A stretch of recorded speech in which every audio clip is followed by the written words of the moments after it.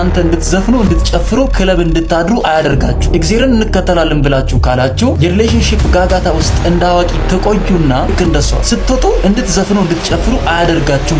ስጋ ረክሶ መንፈስ ሊቀደስ አይችልም። ኤቭሪቲንግ ብርቅ እንደሆነብን ልንሞት ብርቅ ኢየሱስ ነው። ብርቅ መንፈስ ቅዱስ ነው። ከእግዚአብሔር ከአባታችን ከጌታም ከኢየሱስ ክርስቶስ ጸጋና ሰላም ይብዛላችሁ። እንደምን አላችሁ? ዛሬ በአዲስ ቪዲዮ ለእናንተ መጥቻለሁ። እስከ ፕሮግራሙ ፍጻሜ አብራችሁን ቆዩ። እንደተለመደው ለብዙዎች እንዲደርስ አድርጉ። ወደ ቪዲዮ እናልፋለን። ኢየሱስ ሰው ከኖረ ፖፑላር አይሆንም። ኢየሱስ ሰው ከኖረ ፖፑላር አይሆንም። ተሰደዳላችሁ ነው። ከተሰደዳችሁ ሳይሆን ተሰደዳላችሁ፣ ትነቀፋላችሁ፣ ስለ ስሜ ትሰደባላችሁ። ስድብ አለው፣ መጠላት አለው፣ አካላዊ ጉዳት አለው፣ ሞት አለው። እስከ ሞት ድረስ ዋጋ ሊያስከፍል ይችላል። ወደ ሸንጎ ያመጣችኋል፣ ይገድሏችሁማ። እግዚአብሔር የሚያበረታውን የሰማዕታትን ጉልበት ይላክልን ሳይፈሩ በሞት ፊት ክርስቶስን እንደሰበከው እንደ እስጢፋኖስ እየሰበኩ ኢየሱስን እያሳዩ ነው የሞቱት። እስራት አለው፣ መሰደብ አለው፣ መገፋት አለው። ኢየሱስን ከያዘን እንዲያውም እንደ ጌታ ኢየሱስ እንደውም የሰጠው ስትራቴጂ እንደ በጎች ወደ ተኩላዎች ልካቸዋለሁ አለ። እንደ እባብ ልባሞች ሁኑ አለ ሲያሳድዷችሁ። እንደ እባብ ልባሞች ሁኑ አለ። ደግሞስ እንደ እርግብ የዋሆች ሁኑ አለ። ምን ማለት ነው? እንደ እባብ ልባሞች ማለት ቢ ዋይዝ ማለት ትሰደዳላችሁ፣ ትሰደባላችሁ ስለተባለ ለመሰደብ አትኑሩ። እስቲ ስደበኝ ወንጌል አምጥቼልሃለሁ አይነት አይሆናል። ቢ ዋይዝ። አንዳንዶቹ የሚሰደቡት ወንጌል ስለሰበኩ ይሁን ስለ ስታይላቸው ይሁን እርግጠኛ አይደለም። ስታይላችን በቃ የሆነ እኛ በመልእክቱ ምክንያት ነው መሰደድ ያለብን እንጂ በመልእክቱ ስታይል አይደለም። This is the great point you have ዶክተር ማሙሻ። ጌታ ኢየሱስ ይባርክ። ያው ክርስቶስን ያመነ በክርስቶስ የታወቀ መከራን የመረጠበት ህይወት ነው። በቀድሞም ገና ሲነሳ ለምን ከተባለ ይሄ ክርስትና በራሱ ሐዋርያቶች ሲሳደዱበት፣ ነቢያቶች ሲሳደዱበት፣ ስለ ስሙ መከራን ሲቀበሉ ያለፉበት ጉዳይ ነው። በዚህ ሲቀቀሉ እንደገና ተዘቅዝቆ ሲሰቀሉ በጣም በብዙ መንገድ ማለት ሐዋርያቶቹን መመልከት በቂ ነው። ስለዚህ ክርስትና የመከራ ህይወት ነው። ዝም ብሎ ዳንስ የለም፣ ዝም ብሎ ጭፈራ የለም። ልክ አሁን ነቢያቱ እንደሚሉት ማለት ነው። ሳካላል ይሆንላል አይደለም። ክርስትና መከራ አለበት፣ ክርስትና ሞት አለበት፣ ክርስትና ስቃይ አለበት፣ ክርስትና ማጣት አለበት፣ ክርስትና ችግር አለበት ነው። ያንን ሁሉ አሜን ብሎ መቀበል ያስፈልጋል። አንድ ሰው ክርስትና ውስጥ ሲገባ ማለት ክርስቶስን ሲከተል ለዚህ ነው የሚከተለኝ አለ መስቀሉን መስቀሉ የራሱን መስቀል ያዝ። ከዛ የሚከተለኝ መስቀል ማለት መከራ ነው፣ ጭንቀት ነው፣ ስቃይ ነው። ክርስቶስ ያተሰቃየው ስቃይ አንተ በህይወት ኤክስፒሪየንስ ታደርገዋለህ ማለት ነው። ክርስቲያን በሆንክበት ክስበት ወንድሜ እህቴ፣ በስጋህ የምታረገው ነገር ማተር ያደርጋል። ስጋ ረክሶ መንፈስ ሊቀደስ አይችልም። እንዲያውም መንፈስ የሚረክሰው ነፍስ የምትረክሰው በምን በኩል ነው? በስጋ በኩል ነው። ለዚህ ነው ጴጥሮስ ምን ይላል? ነፍስን ከሚዋጋ ስጋዊ ምኞት ትርቁ ዘንድ እንግዶችና መጻተኞች እንደመሆናችሁ መክራችኋለሁ ይላል። ወገኖች ልንገራችሁ እባካችሁ ይህንን ሰውነት ለጌታ ስጡት። እናንተ ወጣቶች ይህን ልምላሜ ይህንን ዕድሜ ለርኩሰት ሳይሆን፣ ለኃጢአት ሳይሆን፣ ለክፋት ሳይሆን፣ ለቅሚያ ለተንኮል ሳይሆን እባካችሁ ለባለቤቱ መልሱት።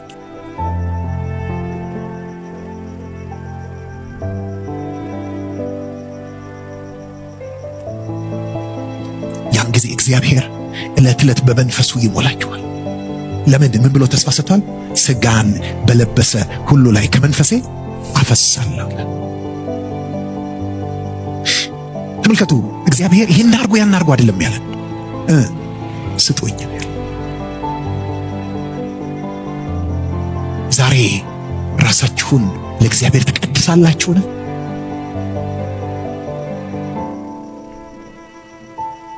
አንዳንዶች አሉ አቃተኝ፣ ተቸገርኩ ይላል።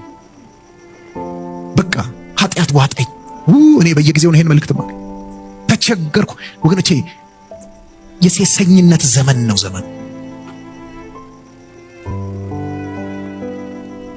ተቸገርኩ በቃ በተለይ በሴክሹዋል ኢሞራሊቲ በወሲብ በፍትወት ምኞት በቃ ተቸገርኩ ይላሉ። ለምን እንደሚቸገሩ ልንገር። ምንም የሆነ ልዩ ኃይል መጥቶ አይደለም ያስቸግራቸው። ራሳቸው ትንሽዬ ትል ነበራቸው። ከዛ በላይ እየመገቡ እየቀለቡ አሳድገው አሁን አውሬ ሆኗል እና ዋጣኝ ምናምን ይላል። ወገኖች ልንገራችሁ፣ ዕለት ምንድነው የምታየው? ምንድነው የምትሰማው? ምንድነው የምትሰሚው? በስልክ በኮምፒውተር በአይፓድሽ በምን ወይ ይገባችኋል አባባሌ ምንድነው የምናየው? ምንድነው በሚያየው ነገር ነው የሚወሰደው። የቆየበትን ቆይታ ይመስላል ሰው የት እንደቆየ የምታውቀው አንድ ሰው በንግግሩ የቆየበትን ቦታ ይናገራል ማለት ነው። ያ የንግግሩ ስፍራው በጸሎት ቆይተው ከሆነ ስለ ጸሎት ነው የምታወራው፣ ስለ ጸሎት ነው የምትኖረው። በስጋዊ ምኞትና በስጋዊ መታለል ውስጥ ሆነ ከሆነ በስጋዊ መታለል ውስጥ ነው የምታወራው፣ ስለ ስጋ ነው የምታስበው፣ ስለ ስጋ ነው የምታወራው። ብዙ ጊዜ ጊዜያችንን የምናጠፋው ለጸሎት ነው ወይ ለእግዚአብሔርን ለመምሰል ነው ለቃሉ ነው ወይስ ለምድራዊ ነገሮች ነው? ብዙ ጊዜ ቲክቶክ ላይ ነው የምንውለው አብዛኞቻችን። የቃሉ እውነት እየቀራ ነው የምንመለከቱ። መጽሐፍ ቅዱስ በመጸለይ ጊዜ አለመስጠት ይታይበታልና እችን ነገር ክርስቲያኖች በደንብ ብታስቡባት መልካም ነው ብዬ አስባለሁ። መደነቅ መስሏት እህቴ አቡዳቢ የምትኖር እህት አለችኝና እዛ ድንገት ለአገልግሎት ሄጄ ይዛኝ ገባች። የሆነ የንጉሱ የአቡዳቢ ንጉስ የሆነ ምናምን የሚባል አለ። ጠቅላላ ይሄ ፒላሩ ሁሉ ምኑ ምሰሶ ሁሉ ሳይቀር በወርቅ የተለበጠ ነው። ይዛኝ ገብታ መደነቅ መስሏት ጅዝብ ባልኩ ይባስ በቃ አካሄዴ ሁሉ ተቀየረ። ምክንያቱም እኔ ብራዘር የመንፈሱን ውሃ ስጠጣ ነው የኖርኩት። ወርቅ አሳየኸኝ፣ ይኸው ልጅነቴን የጨረሰው ጌታ። አንተ እዚህ ውስጥ እኮ እየጸለይክ ብትሞት አይቆጭህ። አዛ ጠየቀችኝ፣ እንዴት ነው አልወደድከውም? ምንም ሰርፕራይዝ እየሆንክ አይደለም ስትለኝ፣ በእናትሽ በጣም እየከፋኝ ነው አልኩ። ምን ነው በቃ ምንም ጅዝብ አልኩ፣ አስጠላኛል። እኔ ማቀው ብራዘር ተንበረክኬ ሎስ ፕራዛን ቴሪዮን አንፍራስታ ቡር ስል ሰማይ ከፍት ብሎ መላእክቶች ወርደው ባጋንንት ፊት ላይ ጥፊ ሲያሳርፉ እነዚህ ነው ማቀው። እኔ ብላክ ኤቭሪቲንግ ብርቅ እንደሆነብን ልንሞት። ብርቅ ኢየሱስ ነው። ብርቅ መንፈስ ቅዱስ ነው። የእግዚአብሔር እሳት ይግባባችሁ። ብርቅ መንፈሱ ነው። ማስተዋሉን ይስጠን። አብዛኞቻችን ሁሉ ነገር ብርቅ እየሆነብን ተቸግረናል። አሁን ብዙዎቹ ካያችሁ በዚህ አይነት ነፋስ ነው የሚወሰዱት። ከሰማችሁም ካያችሁም እና ነቢያት ጋር የሚሄዱበትም ምክንያት ይሄ ነው። ፓስፖርታቸው ላይ ቪዛ ለማስመታት ውጭ ሀገር ለመሄድ አሜሪካ ለመሄድ ነው። በሚያስደንቅ ሁኔታ ብርቅ የሆነበትን ነገር ሰው ረስቶታል። ብርቃችን ኢየሱስ ነው። ዛሬም ነገም ከነገ ወዲያም ሰዓት እየጠበቀ የሚናፍቀኝ ኢየሱስ ነው። እሱ ካልናፈቀ በምንም ነገር ብራዘር አትረካም። የዚህ ምድር ኑሮ ሊያረካ አይችልም። መርኪያ መንፈስ ቅዱስ፣ መርኪያ የእግዚአብሔር ቃል፣ መርኪያ ክርስቶስ ካልሆነ በስተቀር በክርስቶስ ያላረፍከ ከሆንክ በምንም አታርፍ። ምንም ነገር ብታይ አትጠግብም። ስለዚህ ልቦናችንን እሱ እግዚአብሔር ይመልስልን፣ ወደዚህ ወደ ቃሉ እውነት እንድንመለስ ጌታ ይርዳን ማለት እፈልጋለሁ። የአፍሪካ ወንጌል የአፍሪካ ለብቻው አለ ባይዘው ታውቃላችሁ። የአፍሪካ ወንጌል ማለት መሰላችሁ ከአፍሪካ ውጭ ማይሰበክ፣ ከአፍሪካ ውጭ ልስበከው ብትል የሚሰማህ የሌለ። የጳውሎስ ወንጌል የጸጋው ወንጌል ነው። ኃጢአተኛውን ከእግዚአብሔር ጋር የማስታረቅ ስራ ነው። ኃጢአተኛውን በጸጋ ወንጌል ማዳን፣ በክብሩ ወንጌል ወደ እግዚአብሔር ክብር ማስጠጋት ነው።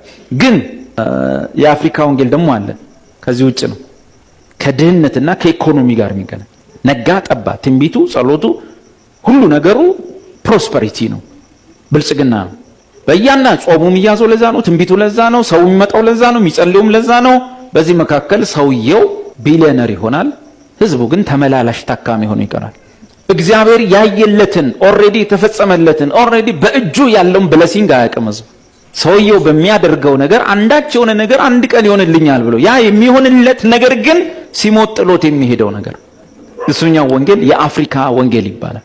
ከአፍሪካ ውጭ የማይሰበክ ናይጄሪያ ሀገር ውስጥ የሚሰበክ ወንጌል ዱባይ ላይ ሄደ ልሰብከው አትችል። አረብ ኤምሬት ሄደ አሰብከው ማን ይሰማሃል? ናውጣ አንተ እዛ ጋር ያለው ጌታ እንዲላል በዚህ ዓመት ላይ ቪኤት ሰጠው ይላል ጌታ ሲል ኧረ እኔ 3 አለኝ ይላል። 3 አለኝ ለሚስቴ 2 አላት ለልጆቼ ምናምን ጌታ ግራውንድ ፕላስ 2 ሰጠው ይላል ቢሎ አረብ ኤምሬት ያለ አረብ ይሰማል? ኧረ እኔ እኮ አያቴ ራሱ ግራውንድ ፕላስ 4 ላይ ነው ያለችው። አንደኛዋ ሚስቴ ፕላስ እንትን አላት እንትን አለ ትንሹ ልጅ ሁሉ አለው ሌላ ነገር የለም ነው። የጳውሎስን ወንጌል ግን አፍሪካን ብትሄድ ኃጢአት የሚባል በሽታ አለ። አረብን ብትሄድ ኃጢአት የሚባል በሽታ አለ። ሁሉም ጋር ብትሄድ ከእግዚአብሔር ጋር ጠላትነት አለ። ያን ጠላትነት የሚፈታው ወንጌል ነው፣ የጸጋው ወንጌል ይባላል። አንድ ታላቅ የአፍሪካ ሰባኪ ካናዳ ሀገር ጋበዙት፣ ሄደ። ከዛ በኋላ እዚህ አፍሪካ ውስጥ ወይም ሀገሩ ላይ ሲሰብክ ሰው ሁሉ ቆሞ ነው የሚሰማው፣ እንደዚህ ቁጭ ብሎ አይሰማም።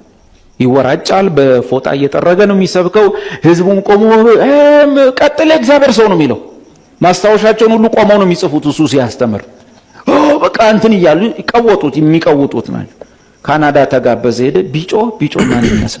ምንም ሰው ሁሉ ያየዋል። ለመሰላችሁ እዛ ናይጄሪያ የሚሰብከውን ስብከት ነው ይዞ ይመጣው። ካናዳ ውስጥ ረሃብ ምን እንደሆነች አትታወቅም። ጥማት ምን እንደሆነች አትታወቅም። የቤት ችግር ምን እንደሆነ አይታወቅም። የነዳጅ ችግር የሚባል አይታወቅም። የመኪና እጥረት የሚባል የለም። ናይጄሪያ ላይ ነው የሚያንጫጫ፣ ኢትዮጵያ ሲመጣ ደግሞ የበለጠ ያንጫጫ። ካናዳ ሄድኩኝ አለ። ከዛ በኋላ ቁጭ ብዬ አሰላሰልኩ አለ። ይሄ ወንጌል ምንድነው? ስም አወጣለት እና የአፍሪካ ወንጌል የሚል ይህንኑ ስላችሁ የምቆየው እኔ እስካሁንም አሁን እነዚህ ነቢያት የተፈለፈሉት እንግዲህ እዚሁ ሀገር ላይ መስበክ የሚችሉትን ወንጌል ብቻ ነው የያዙት። ምክንያቱም ሌላው ዓለም ላይ ብትሄድ ምንም አዲስ ነገር አትፈጥርም፣ አይሰራልህም። አንተ የምትለው ነገር ይሆንልሃል፣ ይሳካላል የሚለው ወንጌል አይደለም። ወንጌል ኢየሱስ ክርስቶስ ነው። ቀደም ጀምሮ ስናነብ ነበር፣ ስንሰማ ነበር። ክርስቶስ ነው ወንጌል። ክርስቶስን እንድንሰብክ ነው። ሌላ ምንም ዓላማ የለንም። ይሄ የወንጌል መጠሪያው ራሱ ወንጌል የሆነው ክርስቶስ ኢየሱስ ለመጽሐፍት ሁሉ የሚያወሩለት መላእክት የሰገዱለት ቅዱሳን መጥተው የሰገዱለት ከሩቅ ንጉሱ ተብሎ የተጠራው ክርስቶስ ኢየሱስ ነው። ስለሱ ነው ወንጌል፣ ስለማንም አይደለም ማለት ነው። እስኪ አንዲት እህት አለች ኤልዳና የምትባል ቲክቶክ ላይ በደንብ ትታወቃለች። ምንድነው ከዚህ ቀደም ሜሎስ ከሚባል ወንድማችን ጋር ግንኙነት ጀምረው ፍቅር ምናምን ተብሎ እንግልና ምናምን ተደርጎ ፋይናሊ በህይወቱ አደገኛ ቁስል አደረገችበት ማለት ነው። ሽማግሌም ተልቆ አክሴፕት ተደርጎ ነገርየው ተበላሸ ማለት ነው። በሚያሳዝን ሁኔታ ልጅ አሁን ያለችበት ሁኔታ ያስፈራል። ለምን መሰላችሁ? እናንተ እንድትዘፍኑ እንድትጨፍሩ ክለብ እንድታድሩ አያደርጋችሁ። እግዚአብሔርን እንከተላለን ብላችሁ ካላችሁ የሪሌሽንሺፕ ጋጋታ ውስጥ እንዳዋቂ ተቆዩና ልክ እንደሷ ስትወጡ እንድትዘፍኑ እንድትጨፍሩ አያደርጋችሁም። ፖይንቱ እሱ ነው። ከልጁ ጋር መጣላቱ አይደለም ጉዳዩ። ከልጁ መጣላት ጀርባ ሌላ ነገሮች አሉ። ልጅቷ አዳፕት አድርጋ የመጣችው ሌላ ህይወት አላት። እቺን ልጅ ኤልዳና የምትባለዋን ብዙ ጊዜ ሚዲያ ላይ ስታዩ፣ በተለይ ደግሞ ጴንጤ ነኝ የምትሉ ሰዎች በመዝሙር የምታቋት ማለት ነው። ልታይ ማለት ይሁኝ ማለት ደብቁኝ ማለትን ያመጣል የሚሉ ሰዎች አንዳንዴ ሲያወሩ ሰምቻለሁ። ይህን ጉዳይ እንደ ትልቅ ቁም ነገር ይዛችሁ የምትንቀሳቀሱ ሰዎች መልስ ልስጣችሁ ብዬ ነው የመጣሁት። ነገሮችን አስተውለን የምናይ ማለት ነው። ሜሎስና ኤልዳና ከተገናኙ በኋላ ልክ አሁን የዘፈነች ነው ምናምን፣ ከዛ በዘፈን ቪዲዮ እየሰራች እየጨፈረች ነው ምን ሆና ነው ምናምን የሚሉ ጥያቄዎች ስለተነሱ ነው። እውነቱ እንደዚህ ነው። ትክክለኛ እውነታ እንደዛ ያስረዳችሁ። ሜሎስና ኤልዳና ከመገናኘታቸው በፊት ልጅቷ በገባችበት ሚዲያዎች ላይ ሁሉ አንድ የምታወራው ነገር አለ። ከዚህ ፊት ሪሌሽንሺፕ ነበራት፣ ብሬክ አፕ አድርጋ ነው ከሌላ ሰው ጋር። ልክ ሪሌሽንሺፑ ብሬክ ካረገች በኋላ ሜሎስን ስታገኝ ደግሞ ስለ ፍቅር እንደማያውቅ ሰው ባሌ ላይ ቅብጥ ማለት ነው እንፈልገው፣ የፈለግኩትን ነገር መሆን እፈልጋለሁ፣ አባ እማ እያለች ሚዲያ ላይ ፎከስ አገኘች ወይም ትኩረት ሳበች። ሁሉም ሰው እቺ ልጅ በቃ የምራ ፍቅራ ነው አሉ። አስቡ እንደዛ። ከዛ ፊት ብሬክ አፕ አድርጋለች። ኢማጂን ከአንድም 2 3 ሰው በላይ ወደ ህይወቷ መጥቷል። ሪሌሽንሺፕ ውስጥ ገብታን የወጣችው እቺ ልጅ ሜሎስን ካገኘችው በኋላ ሚዲያ ላይ ተዋወቁ። ልጅቷም ጥሩ ተናጋሪ እንደሆነች ራሷን ታምናለች። ከሷ ውጪ አዋቂ እንደሌለ ነው የምታስበው። ፋይናሊ ወደ ሽምግልና መጡ። ሽምግልናው በተላከ ወር ባልሞላ ጊዜ ውስጥ 2 ወር ባልሞላ ጊዜ ውስጥ አንድ ነገር መጣ። ልክ ከሜሎስ ጋር መጣላቷን ይፋ ከመሆኗ በፊት ቀድማ የሽምግልና ቪዲዮ ያጠፋችው እሷ ነች። ቀድማ የሽምግልናው ቪዲዮ ያጠፋችው እሷ ነች። ሁለተኛ ደግሞ ከዚህ ፊት ኤክስፒሪየንስ ነበራት ብያቸዋለሁ።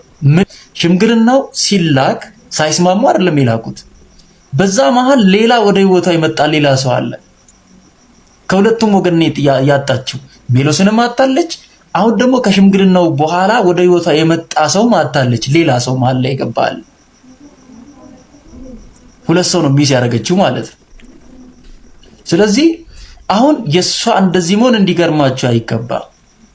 መጀመሪያም አፍልታ ነበር፣ አመጣጧም ልክ አልነበረም። ስለ ሪሌሽንሺፕ ከሷ ውጪ ኢትዮጵያ ውስጥ የሚያቅሰው እንዳለ አድርጋ አታወራም ልጅቷ። ከዛ አሁን ደግሞ ፋሚሊዋ እያለቀሱ ነው፣ ቤተሰቦቿን አሳዝናለች። ከዛ ውጪ ደግሞ ጠብቋት፣ በቅርቡ የምትመጣበትን ቴምፖ፣ አሁን የምትመጣበትን አቅም ጠብቁ። ከዚህ በኋላ እንዳትገረሙ፣ በዚህ እንዳትገረሙ።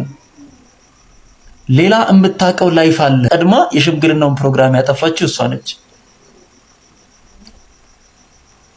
ውክብ አድርጋ እንዲፈጠን እንዲቸኩል ራሷ መታ ራሷ ተዋውቃ ራሷ ነገሮች በፍጥነት እንዲደረጉ ካደረገች በኋላ ነገሩ ሲባነን ቀድማ የሽምግልናውን ፕሮግራም አጠፋችው፣ ደለተች ከቲክቶክ ላይ። ምንም አይነት ምላሽ ሳይሰጣት በዘፈንና በጭፈራ ቪዲዮ መስራት ጀመረች። ፕራይቬት የሆነ ላይፍ ሲነካባት ማለት ነው። የደበቀችው ከጀርባ የሆነ ከባድ የላይፍ ስታይል አለ። ልጅ ያልባነነው ሽምግልናውን የመጣችው እሷ፣ የተዋወቀችው እሷ፣ ጥሩ ሰው ነው፣ ባሌ ነው፣ ፍቅረኛዬ ነው ብላ ፕሮሞት ያደረገችው እሷ፣ ሙሉ ማንነቷን የገለጠችው ነው የምላችሁ። ስለዚህ እንዳትገረሙ። ጴንጤ ያልነበርሽ ስትዘምሪ ያልነበር ተዋት እሷን። ነገሩ ሲባነን ከዚህ በኋላ ነገሮች ልክ አይደሉም ብላ በማመን ነው ወደዚህ ህይወት የመጣችው። ስለዚህ እንዳትገረሙላችሁ ፈልጌ ይሁንን ነው ስለ ነበረውና ምናልባት አሁን ብዙ ሰዎች ሲደነቁ አይቻለውና እንደዚህ ሆነ እንደዚህ አፕን አደረገ። ልጅቷ እንደዚህ አይነት ህይወት ካላት ኦፍ ኮርስ ጨው ለራስ ስትል ጣፍጥ ነው፣ ለራሱ ሲል ነው የሚጣፍጠው። ልጁን ግን በጣም ጎድተዋለች አውቃለሁ። ሜሎስ በጣም ጥሩ ጓደኛዬ ነው ለኔ።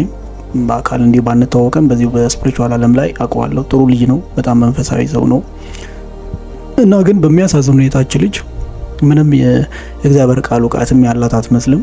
በየሜዳው ስትዘል ነው ያየዋት።